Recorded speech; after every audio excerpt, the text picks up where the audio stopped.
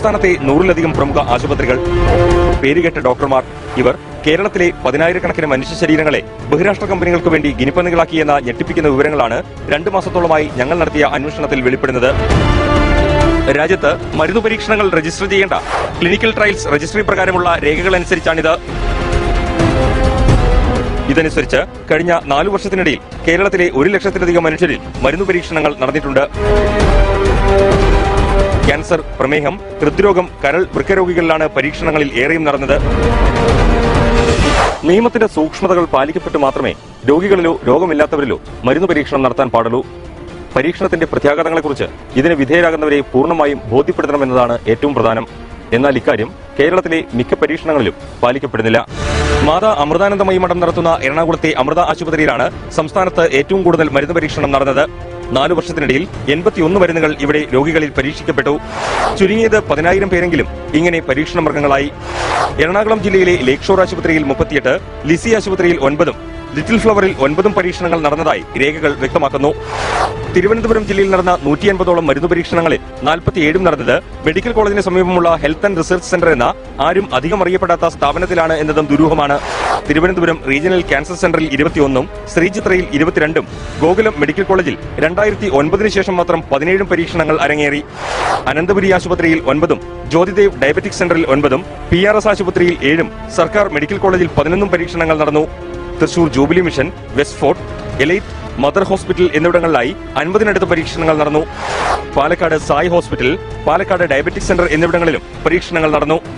Kozhikode baby memorial ആശുപത്രി, മിംസ്, തലശ്ശേരിയിലെ Malabar cancer centre, കണ്ണൂരിലെ ധനലക്ഷ്മി ഹോസ്പിറ്റൽ എന്നിവിടങ്ങളിലും പരീക്ഷണങ്ങൾ നടക്കുന്നു. ഉത്തരം കിട്ടാത്ത ചോദ്യങ്ങൾ ഇവയാണ്.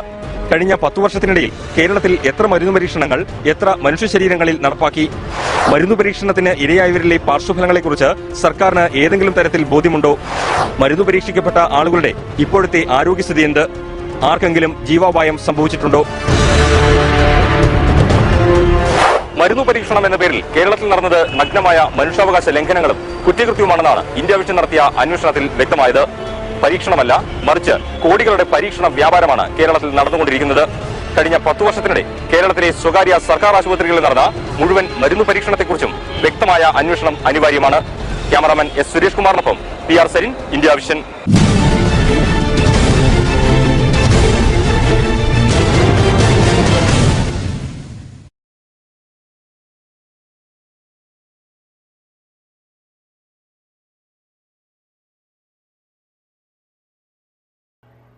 അഞ്ച് വർഷം കൊണ്ട് 6 വർഷങ്ങൾ കൊണ്ട് 902 പേര് എന്ന് പറഞ്ഞാൽ പ്രതിവർഷം ഏതാണ്ട് ശരാശരി 150 മരണങ്ങൾ, പ്രസവത്തെ തുടർന്നുള്ള 150 ഗീതുവാണ് മരിച്ചത്.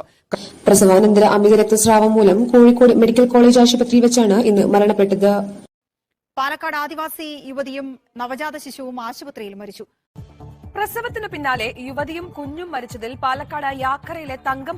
കോട്ടയം വൈക്കത്ത് പ്രസവ ശസ്ത്രക്രിയയെ തുടർന്ന് യുവതിയും കുഞ്ഞും മരിച്ച സംഭവത്തിൽ പ്രതിഷേധം ശക്തമാകുന്നു. പ്രസവത്തെ തുടർന്ന് യുവതി മരിച്ചതിന് പിന്നാലെ കുഞ്ഞും മരിച്ചു. കൊല്ലം മൈലക്കാട് സ്വദേശി വിപിന്റെ ഭാര്യ ഹർഷ കഴിഞ്ഞ ദിവസം മരിച്ചതിന് പിന്നാലെയാണ് ഇന്ന് കുഞ്ഞും മരിച്ചത്. ആശുപത്രിയുടെ ചികിത്സ. പാലക്കാട് പ്രസവശേഷം അമ്മയും കുഞ്ഞും മരിച്ചു. ചുറ്റൂർ താലൂക്ക് ആശുപത്രിയിൽ പ്രസവത്തിനെത്തിയ കൊല്ലം ഗവൺമെന്റ് വിക്ടോറിയ ആശുപത്രിയിൽ പ്രസവത്തെ തുടർന്ന് യുവതി മരിച്ചതിൽ ആലപ്പുഴയിൽ പ്രസവം നിർത്തൽ ശസ്ത്രക്രിയയെ തുടർന്ന് യുവതി മരിച്ചു. പ്രസവത്തെ തുടർന്ന് യുവതി മരിച്ചു. ആലപ്പുഴ വനിതാ ശിശു ആശുപത്രിക്കെതിരെ ആലപ്പുഴ മെഡിക്കൽ കോളേജിൽ പ്രസവത്തെ തുടർന്ന് യുവതി മരിച്ചു. വണ്ടാനം സ്വദേശിനി ജിനിയാണ് മരിച്ചത്. തിരുവനന്തപുരം അടിമലത്തുറയിൽ സ്വകാര്യ ആശുപത്രിയിൽ സിസേറിയനെ തുടർന്ന് യുവതി മരിച്ചു. ചൊവ്വര സ്വദേശിനി ശില്പയാണ് മരിച്ചത്. 24 വയസ്സായ. പാലക്കാട് സ്വകാര്യ ആശുപത്രിയിൽ പ്രസവത്തെ തുടർന്ന് യുവതി മരിച്ചു.